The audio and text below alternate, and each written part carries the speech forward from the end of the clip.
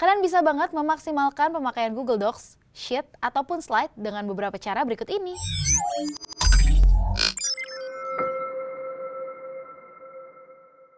Halo Smart Viewers, balik lagi di Live Tech bersama aku Devi Ratnasari. Jadi kali ini aku bakal kasih tips and trick nih buat kalian. Nih, kalian kan pasti pada punya email kan ya? Dan rata-rata email kalian tuh belakangnya google.com. Jadi kalian pasti pengguna Google nih. Nah, tapi kalian tahu nggak sih kalau di Google tuh bisa bikin file-file seperti yang biasa kita buat. Namanya itu ada Google Docs, Google Sheets, dan juga Google Slide. Nah, 3 fitur ini itu tuh sebenarnya mirip kayak kalau misalnya kalian gunain Microsoft Word, Excel, ataupun PowerPoint. Tapi biasanya kalau misalnya kita mau pakai Microsoft, itu kan kita harus beli aplikasinya, terus habis itu kita download, baru bisa kita pakai kan.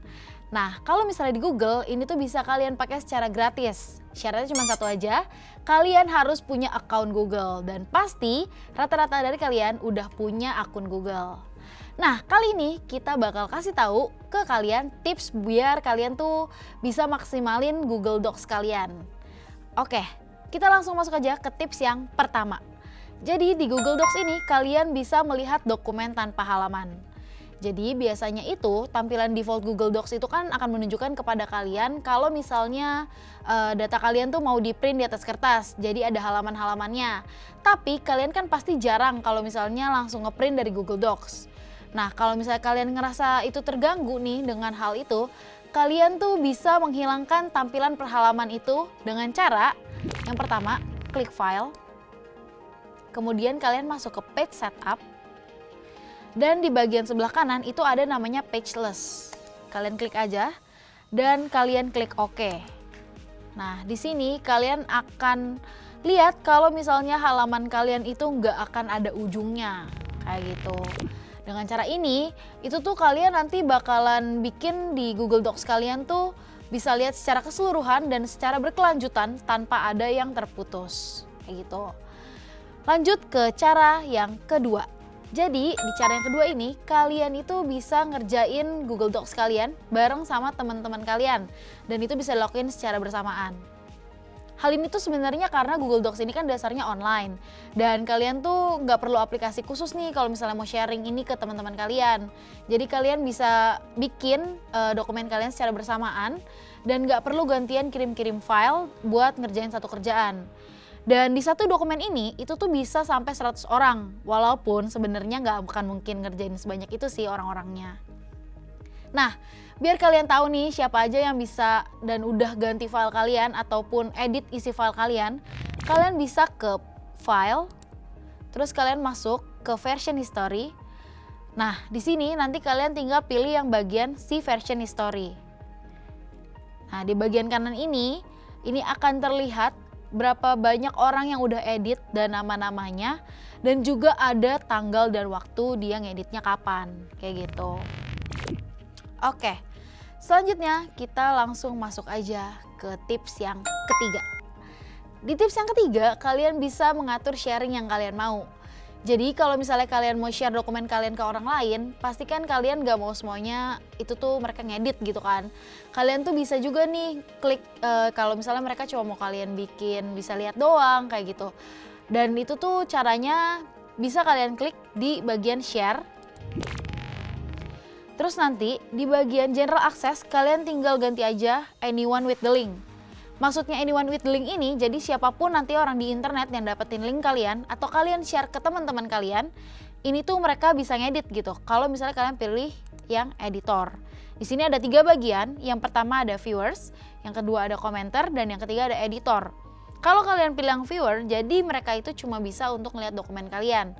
Nanti yang bisa edit itu tuh cuma ownernya, yaitu kalian sendiri. Nah, tapi kalau kalian pilih yang editor, orang-orang itu akan bisa ngedit file kalian, kayak gitu. Nah, selanjutnya nih kita langsung masuk aja. Misalnya kita mau bikin, kita mau sambil chatan nih, masuk ke yang bagian komentar. Nah, di sini di bagian komen itu kita akan masuk ke tips yang keempat. Jadi kita bisa sambil chatan lah ya bahasanya. Ini adalah salah satu fitur yang menurut aku menarik banget karena kalau di Microsoft itu biasanya nggak bisa sambil chatan ngerjain dokumennya. Kalau misalnya kalian mau chatan terus sambil ngerjain kan kalau di Microsoft tuh harus pakai aplikasi lain. Nah, kalau di sini kalian bisa sambil chatan aja gitu. Tinggal klik bagian yang di atas ini. Nah, di sini itu akan ada bagian yang nantinya tuh bisa kalian pilih gitu. Misalnya nih ya, aku kasih kalimat dulu ya. Misalnya, halo, tes ya, gitu.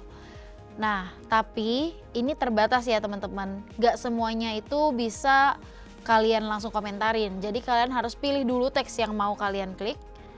Terus kalian masuk ke komentar, klik tambah, add a comment. Di sini kalian bisa langsung klik nih.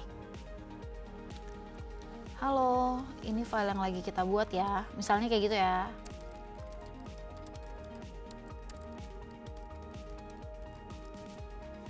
Terus tinggal klik komen aja. Nanti orang-orang yang buka file kalian akan tahu kalau misalnya ini tuh lagi dikomenin gitu. Tapi balik lagi, bagian komentar ini tuh terbatas. Nggak semua kayak bisa di sosial media.